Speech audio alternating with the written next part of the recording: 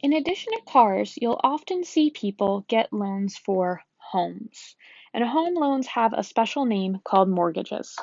So a mortgage is a long-term installment loan for the purpose of buying a home. The down payment is the portion of the sale price of the home that the buyer initially pays to the seller. This is usually computed as a percent of the sale price. So one thing I want to point out is that because the down payment is a percent, you want to make sure that you don't get the down payment percent mixed up with the interest rate percent. They're two different things. And they're also telling us that the amount of the mortgage is the difference between the sale price and the down payment. So that amount of the mortgage is another name or another way to word the principal. Right? We just saw with our car loan that to find the principal, we did the price minus the down payment. Same idea with home loans. And one other thing to keep in mind is that some lending institutions require the buyer to pay one or more points at the time of closing, which is when the mortgage begins.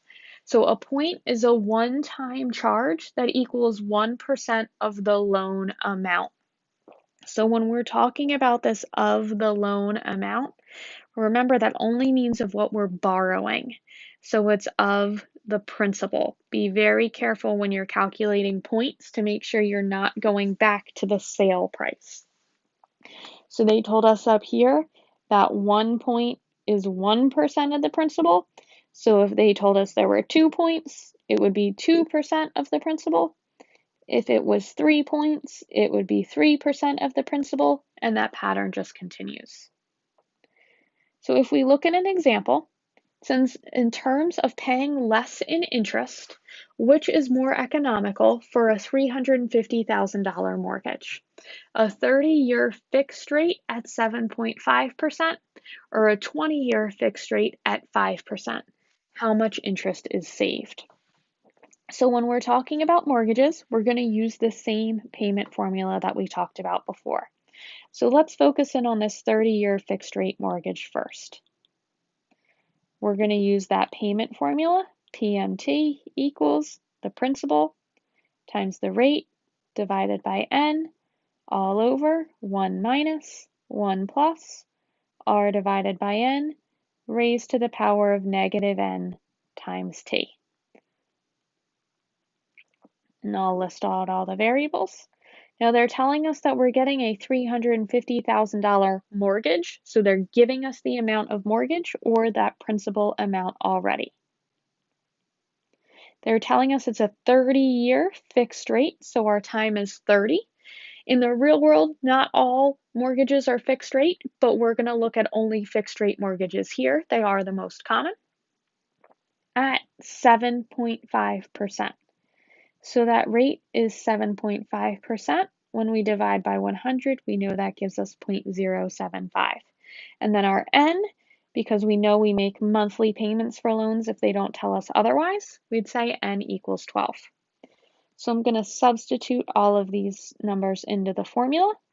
We'll have 350,000 times 0.075 over 12 all over 1 minus 1 plus the rate divided by 12 raised to the power of that negative 12 times 30. I'm going to come over and plug that in the calculator. So I'm going to hit that fraction button, 350,000 parentheses 0.075 divided by 12. I'm going to hit the right arrow and close the parentheses. Come down here, hit 1 minus, open a set of parentheses, 1 plus 0.075 divided by 12. I'll hit the right arrow to get out, close those parentheses. I need to raise it to a power of negative, I need to close my parenthesis or open up a set of parentheses first. So parentheses, negative 12 times 30. Close those parentheses and hit enter.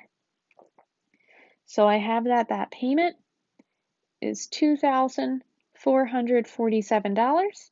And then we have those decimals, 0.25078. We'll round to the nearest cent. So it tells us that our monthly payment is going to be $2,447.25. So they ask us what is more economical in terms of paying less interest. So now I need to use that monthly payment to find the interest.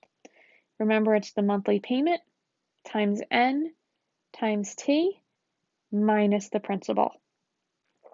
So I do the monthly payment, the $2,447.25 times the 12 months for 30 years minus the $350,000 that we originally borrowed. So if we do that in the calculator, 2,447.25 times 12 times 30 minus 350,000 tells us that we're going to pay $531,000. There we go. I'm sorry, and $10. $531,010 in interest. Now, let's go through the same process with the 20-year fixed rate. So I know I'm going to be using that payment formula again. So I'm going to write it out to make sure I plug everything in the right spot.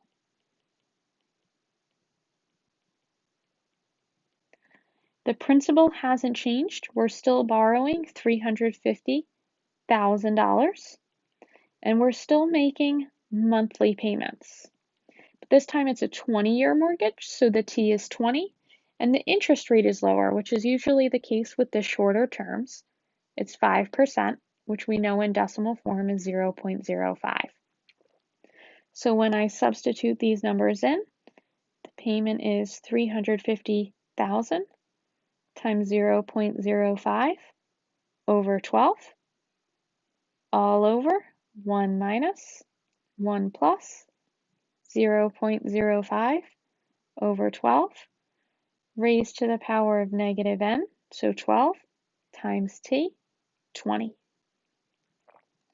I'm going to come over and plug this into the calculator. So I hit the fraction button, 350,000 parentheses, 0.05 divided by 12. I'll hit the right arrow and close the parentheses. I need to go to the bottom of the fraction, 1 minus, open a set of parentheses, 1 plus, 0.05 divided by 12, hit the right arrow and close those parentheses, hit a to the power of b, open a set of parentheses, negative 12 times 20, close those parentheses and hit enter. So the payment here is $2,309, and then we're going to have to round to find the cents. The 5 tells me to bump up, so for the monthly payment, we'll say $2,309.85. To find the interest, I need to do the monthly payment times n times t minus the principal. So that's the $2,309.85 times the 12 months for 20 years minus the $350,000. So in that case, we need to take that 2,309.85 times 12 times 20 minus 350,000 gives us the $204,364 in interest. So they asked us which one is more economical and how much interest is saved. So if we compare these two, this 20-year amount of interest is much smaller than that 30-year amount of interest.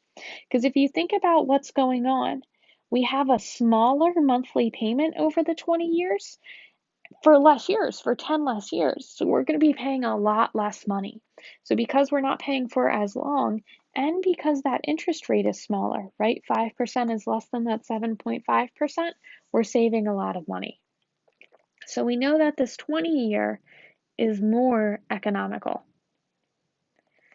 To find out how much interest is saved, we need to do subtraction. So I would take that total interest from the 30-year, the $531,010, and subtract out the interest from the 20-year, the $204,364. When we do that subtraction, we're plugging it in the calculator. We end up seeing that we would save $326,646 by going with that 20-year mortgage with the lower interest rate.